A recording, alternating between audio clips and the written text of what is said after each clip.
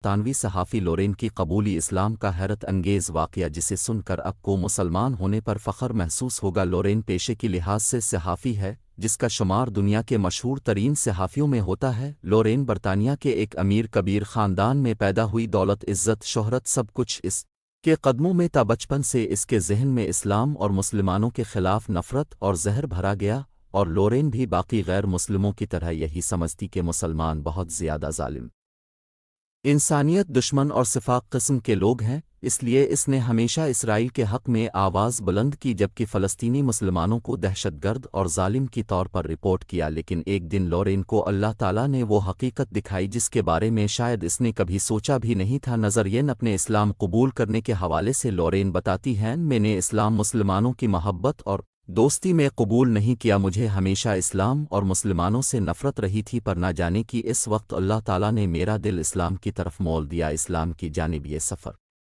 میری زندگی کا نہایت خوشگوار سفر تھا۔ مجھے نہیں معلوم میں کبھی اسرا کی مسافر بنی، لیکن میرے ساتھ فلسطین میں پیش آنے والا ایک عجیب واقعہ جس نے میرے ذہن اور دل کے دروازے اسلام کے لیے کھولنا شروع کر دیے۔ لورین بتاتی ہے، یہ سن 2005 کی بات ہے، میں برطانوی اخبار دی میل کے لیے فلسطینی علاقے مغربی کنارے روانہ ہوئی۔ فلسطین جانے سے پہلے میرے دوستوں نے مجھے سختی سے منع کیا، وہاں کے مسلمان انتہائی ظالم ہیں، وہ تمہارا ریپ کر دیں گے، پھر تمہاری جسم کے ٹکڑے ٹکڑے کر کے پانی میں بہا دیں گے، وہاں کا بچہ بچہ دہشت گرد ہیں، جبکہ بموں اور گولیاں کھلونوں کی طرح جیب میں لے کر گھومتے ہیں۔ یہی وہ نفرت اور جھوٹ ہے جو مغربی میڈیا نے لوگوں کی دلوں میں بھرا ہے، اور میں بھی ان لوگوں میں سے ایک تھی جس کے دل میں مسلمانوں کے لیے کوئی رحم، کوئی جگہ نہیں تھی۔ چونکہ میں ایک رپورٹر تھی اور یہ میرے کیریئر کا سوال تھا، اس لیے ان تمام خطرات کے باوجود میں نے فلسطین جانے کا فیصلہ کر لیا۔ اگلے دن میری فلائٹ تھی اور میں فلسطین کے لیے روانہ ہوئی۔ میرے چہرے پر ڈر و خوف اور افسردگی کے اثرات نمایاں تھیں۔ میں دل میں سوچتی رہی شاید یہ میری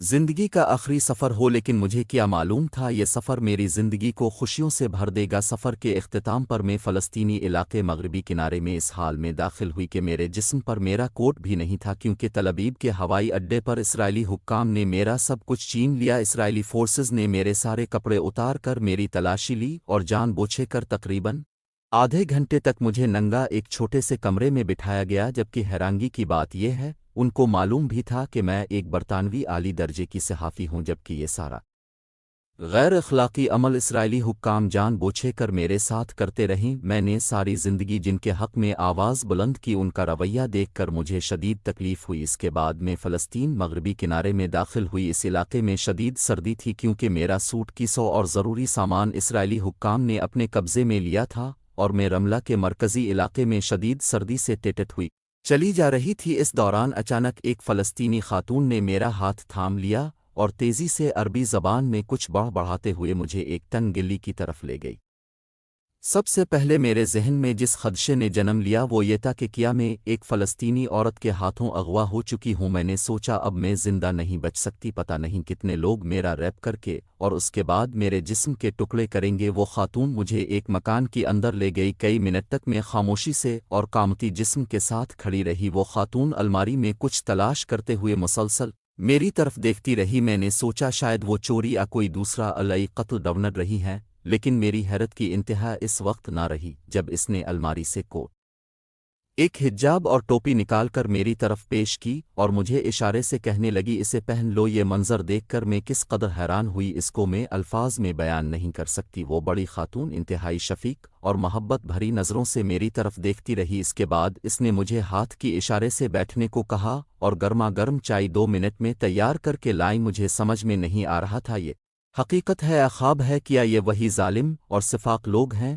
وہ میرے خدایا یہ میں کیا دیکھ رہی ہوں؟ چائے پینے کے بعد وہ خاتون مجھے اس گلی میں چھوڑ کر آئی جہاں سے وہ مجھے اپنے گر لے کر گئی تھی۔ اس عورت نے مجھے انتہائی گرم جوشی سے بوسہ دیا اور واپس چلی گئی۔ حیرت کی بات یہ ہے اس سارے عمل کے دوران ہمارے درمیان ایک لفظ کا تبادلہ بھی نہیں ہوا، کیونکہ مجھے عربی اور اس کو انگریزی زبان کی سمجھ نہیں تھی۔ اس واقعے کے بعد میرا دل پھگلنے لگا۔ میں شدید تذبذب کا شکار تھی۔ جن لوگوں کو میں ساری زندگی سپورٹ کرتی رہی انہوں نے مجھے ننگا کیا، اور جن سے میں ساری زندگی نفرت کرتی رہی انہوں نے میرے جسم کو ننگا ہونے سے بچا لیا، میری بہترین مہمان نوازی کی اور بنا کوئی لفظ کہے وہ محبت دی جس کی مثال دنیا میں کہیں نہیں ملتی۔ یہ سخاوت اور فیاضی کی ایک زندہ اور بہترین مثال تھی، جبکہ اس کے بعد مجھے وہاں رہتے ہوئے بارہا اور کئی موقعوں پر اس بات کا تجربہ ہوا۔ ہمارے مغربی معاشرے میں روحانی گرم جوشی کا ایسا مظاہرہ کہیں دیکھنے کو نہیں ملتا۔ اب مجھے پورا یقین تھا کہ مغربی میڈیا مسلمانوں کے خلاف کیسے قدر جھوٹ کا سہارا لیتا ہے۔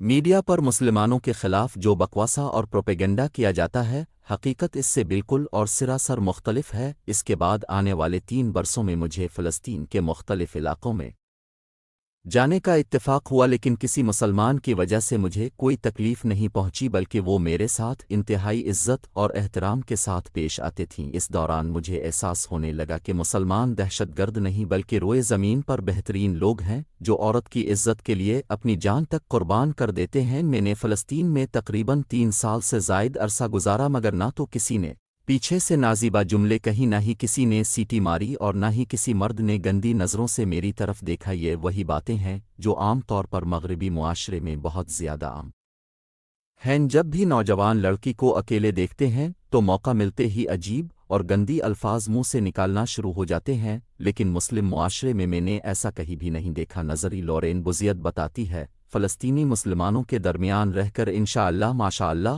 اور الحمدللہ جیسے الفاظ میری زبان کا حصہ بنتے رہیں، جو اکثر مسلمان اپنے روز مرہ زندگی کی گفتگو میں شکر، تعریف اور امید کی اظہار کے طور پر استعمال کرتے ہیں۔